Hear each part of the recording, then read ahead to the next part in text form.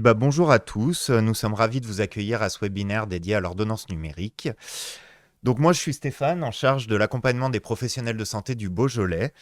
Donc avec mes collègues plutôt, ça fait 1 an à peu près qu'on vous accompagne sur l'utilisation de l'ordonnance numérique et on voulait faire avec vous un petit retour terrain et un peu un retour d'expérience que nous, on a pu voir à vos côtés tout au long de cette année.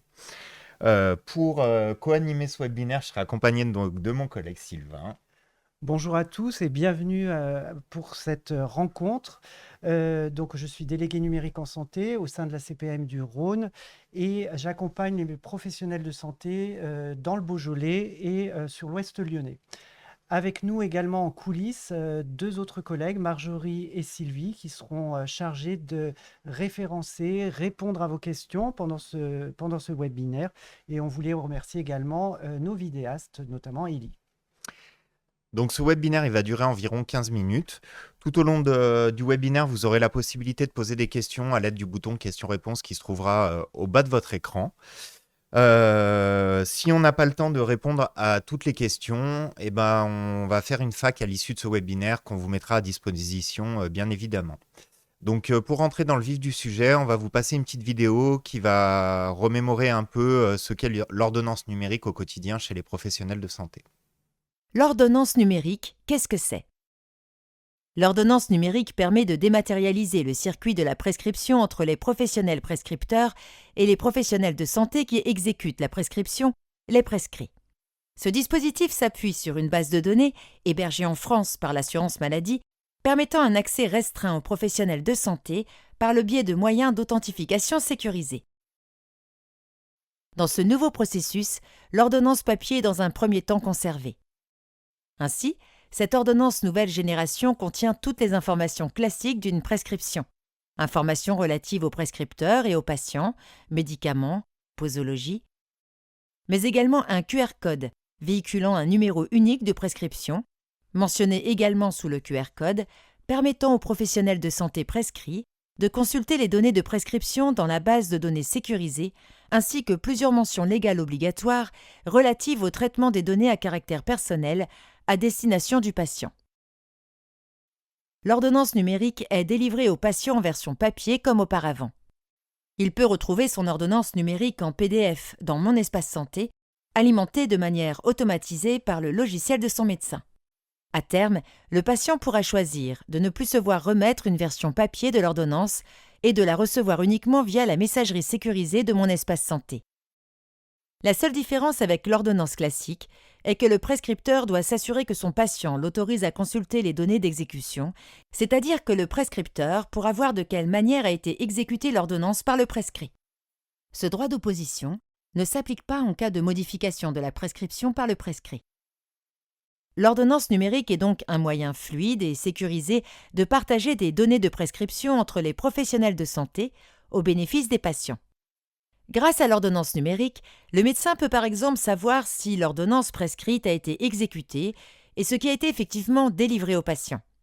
De la même manière, l'ordonnance numérique permet de garantir l'authenticité de la prescription, ce qui évite au prescrit d'être confronté à de fausses ordonnances. Si le scan du QR code ne permet pas aux professionnels de santé de consulter les données de l'ordonnance numérique, deux possibilités. Il peut s'agir d'une fausse ordonnance, la fausse ordonnance ressemblant beaucoup à une ordonnance numérique, ou bien il peut s'agir d'une ordonnance avec QR code n'étant pas une ordonnance numérique, mais pas fausse pour autant. En effet, dans ce cas, le QR code renvoie à des conseils patients par exemple. Il convient au prescrit de s'assurer auprès du prescripteur du cas auquel il fait face. Toutes les prescriptions exécutées en ville sont concernées par la mise en place de l'ordonnance numérique. Le déploiement sera réalisé de manière progressive en fonction de l'intégration du service dans les logiciels métiers. Tous les professionnels de santé ont un rôle à jouer dans le déploiement de ce service en systématisant l'usage de l'ordonnance numérique via leur logiciel métier. Donc, vous l'aurez compris, l'ordonnance numérique est une prescription médicale déposée sur un serveur sécurisé. On y trouve ce fameux QR code qui vous permet de consulter, d'aller chercher l'ordonnance qui est sur ce serveur et ça va vous permettre de visualiser les informations du prescripteur, du patient et les produits prescrits. Alors, côté terrain, petit focus sur, dans les cabinets des médecins. Comment ça se passe? Eh ben, aujourd'hui, la plupart des éditeurs ont procédé aux mises à jour de leur logiciel, permettant la réalisation des ordonnances numériques. On estime 70% des médecins généralistes équipés. Côté pharmacie, cela permet de sécuriser le processus d'exécution et de délivrance des ordonnances. Donc en pratique, vous l'avez vu, je vais chez mon médecin, celui-ci va établir une ordonnance numérique, je me présente à la pharmacie, vous allez lire le QR code, soit par un système de douchette ou autre, et vous allez vous connecter au serveur sécurisé et vous allez pouvoir visualiser le contenu de la prescription et l'exécuter. Donc sachez que le QR code véhicule la traçabilité et le contrôle des délivrances déjà réalisées. Alors justement, Stéphane, les avantages que vous nous faites remonter au quotidien, quels sont-ils? Alors, vous êtes unanime, en tout cas, pour nous dire que c'est un enjeu majeur de lutte contre la fraude par rapport aux fausses ordonnances que vous pouvez rencontrer quotidiennement. Cette lutte, elle est mise en œuvre par la traçabilité que l'ordonnance numérique véhicule de par le prescripteur, le patient ou le contenu même de l'ordonnance. De plus, c'est une véritable coordination entre vous et les prescripteurs, étant donné que les ordonnances sont reconsultables par le prescripteur. On peut dire que c'est un accès à ces informations qui est simplifié, puisque interopérable, peu importe le logiciel que vous allez utiliser, vous pourrez consulter ces ordonnances numériques et le prescripteur également. De plus, aujourd'hui, toutes les ordonnances, quelles qu'elles soient, sont concernées par l'ordonnance numérique. C'est-à-dire qu'un prescripteur peut réaliser une ordonnance sécurisée de stupéfiants sur un format numérique. À partir du moment où il y aura un QR code, effectivement, vous aurez la possibilité de les délivrer comme sur un papier filigrané. Il est prévu également que dans une seconde phase, donc ce qu'on appelle la phase 2 de vos logiciels, vous soyez dispensé de la scannerisation des ordonnances. Donc ça, c'est quelque chose que nous, on peut mettre en œuvre avec vous ou votre éditeur de logiciel, de basculer votre logiciel en phase 2 pour vous dispenser du scan des ordonnances. On est tout à fait conscient du changement que ça implique au quotidien pour vous dans votre pratique et dans ce que vous aviez l'habitude de faire. Néanmoins, c'est un enjeu majeur d'avenir pour vous, pour les patients et pour les prescripteurs. Aujourd'hui, dans le Rhône, on a une montée en charge progressive, effectivement, de ces valeurs, de ces données d'utilisation. Et Sylvain, je crois que tu avais quelques chiffres à nous donner. Exactement. Donc aujourd'hui, les derniers chiffres qui sont tombés au mois d'avril 2025, c'est 300 000 ordonnances numériques réalisées par les médecins généralistes en avril 2025, enfin médecins oui, généralistes, et 45 000 ordonnances numériques utilisées par les pharmacies. Donc, je commencerai par vous dire par rapport à ces chiffres que 99% des officines, de vos officines, ont des logiciels qui permettent le traitement de ces ordonnances numériques, ce qui est bien. On est à peu près à un peu plus de 10% d'utilisation. Et comme le disait Stéphane, sur le terrain, on est vraiment conscient du changement que ça entraîne, que ça implique. On le vit avec vous quasiment au quotidien depuis 1 an. On sait que les ordonnances, il y a des rajouts manuscrits, qu'il y a des switches à faire, que vous n'avez pas forcément le médicament en stock ou que le patient ne souhaite pas tel ou tel médicament qui lui a été prescrit.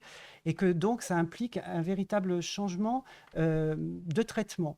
Donc, on a encore de la marge, on peut encore nettement progresser parce que les objectifs sont importants. Et on voulait vous rappeler que vraiment l'équipe DNS du Rhône est à vos côtés, est présente et souhaite vraiment vous accompagner. On est là pour former les équipes s'il y a besoin. On est intervenu dans beaucoup d'officines pour vraiment sensibiliser tout le monde, faire le lien avec les éditeurs s'il y a besoin. Donc vraiment, n'hésitez pas à nous contacter pour que quand on vous revoit, on ne soit plus à 45 000 ordonnances numériques utilisées, mais à 255 000. Voilà, donc n'hésitez pas en tout cas, d'autant plus que le point positif, c'est qu'il y a désormais des pharmaciens, en tout cas des officines, qui utilisent complètement, et ça de manière quotidienne, l'ordonnance numérique. Alors justement, Stéphane, je parlais d'incitation conventionnelle. Est-ce que tu peux nous faire un petit point sur ce qui va être rémunéré par Je rapport à ça? peux. Donc effectivement, Sylvain a raison. Donc aujourd'hui, il y a des incitations financières à l'utilisation de l'ordonnance numérique dans votre pratique quotidienne, dans le cadre de la ROSP que vous pouvez percevoir. Donc effectivement, l'année dernière, il y a des indicateurs qui étaient prévus, qui ont été écartés le temps que la mise en place se fasse. Aujourd'hui, 99% des logiciels sont équipés et vous permettent d'utiliser quotidiennement l'ordonnance numérique. Donc dans le cadre de la ROSP, effectivement, ça devient un indicateur socle pour bénéficier de votre ROSP, au même titre que d'autres indicateurs présents dans cette ROSP. Donc aujourd'hui, il y a un taux d'utilisation qui est prévu à hauteur de 70% des délivrances prescrites réalisées au format numérique. Les autres indicateurs que vous connaissiez, effectivement, tout ce qui est taux de télétransmission, le fait de ne pas avoir été condamné pour fraude, ce genre d'indicateurs-là, voilà, seront effectivement toujours en vigueur au cours de l'année 2025. Comme le disait Sylvain, je voulais juste rajouter quelque chose. Nous, on a besoin de vos remontées terrain avec des cas concrets pour pouvoir faire évoluer les choses dans le bon sens et que ça rende l'utilisation quotidienne le plus simple possible et le plus fluide possible. Sans ces remontées terrain très, très, comment dire, très précises, pour nous, c'est compliqué de faire bouger les choses auprès des éditeurs de logiciels, etc., etc. Voilà ce que j'avais à vous dire. Voilà, donc nous arrivons à l'issue de ce webinaire et nous allons répondre à quelques questions en direct. Comme le disait aussi Stéphane en début, les questions pour lesquelles vous n'aurez pas eu de réponse, de toute façon, il y aura une FAQ qui vous sera envoyée. Je vais prendre la première. Allez. Vas-y. Parce que j'en ai vu passer quelques-unes. Donc, effectivement, il y avait des questions sur le périmètre de l'ordonnance numérique et notamment, est-ce que effectivement, ça concernait les ordonnances d'exception, les ordonnances sécurisées de stupéfiants. Effectivement, aujourd'hui, l'ordonnance numérique couvre l'intégralité du périmètre des ordonnances et des prescriptions médicales. Alors, on a aussi des questions sur le pharmacien peut-il consulter l'ordonnance numérique dans le DMP? Alors oui, à partir du moment où le prescripteur a déposé sur l'espace santé dans le DMP ou dans la messagerie éventuellement de l'espace santé, il est tout à fait possible pour le pharmacien de consulter avec sa CPS l'ordonnance numérique. Et dans un deuxième temps, il sera possible de consulter le DMP avec une ICPS. Donc, vous voyez qu'on est à un vrai tournant et que les choses évoluent au fur et à mesure. Et tout est fait pour qu'en tout cas, ça soit le plus fluide et le plus pratique pour vous et le moins chronophage aussi. Il y a beaucoup de questions qui reviennent là, que je regardais, où en fait, on est vraiment sur des petits bugs à l'utilisation. Comme on vous le disait tout à l'heure, c'est quelque chose qui a changé assez récemment. Donc effectivement, aujourd'hui, on est sur un peu la découverte de cet outil et le fait de le faire évoluer.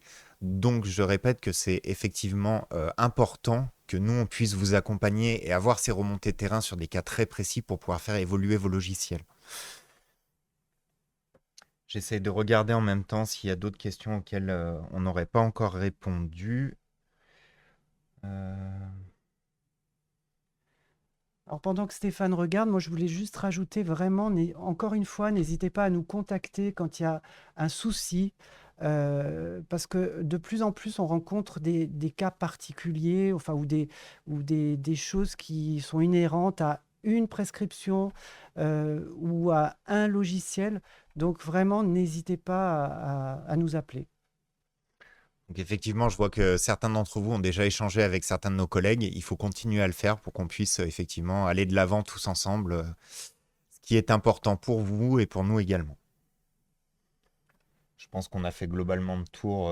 Le tour, voilà. De toute façon, comme on vous le disait, s'il y a des questions qui sont restées sans réponse, nous, on y répondra a posteriori et on vous fera parvenir une foire aux questions répondant à l'ensemble de vos interrogations. Merci en tout cas pour votre écoute. Ellie, si tu peux mettre la slide de fin où ils vont retrouver l'adresse mail à laquelle ils peuvent éventuellement nous écrire s'ils ont des questions qui restent en suspens ou en tout cas s'ils ont envie qu'on revienne les rencontrer au sein de leurs officines.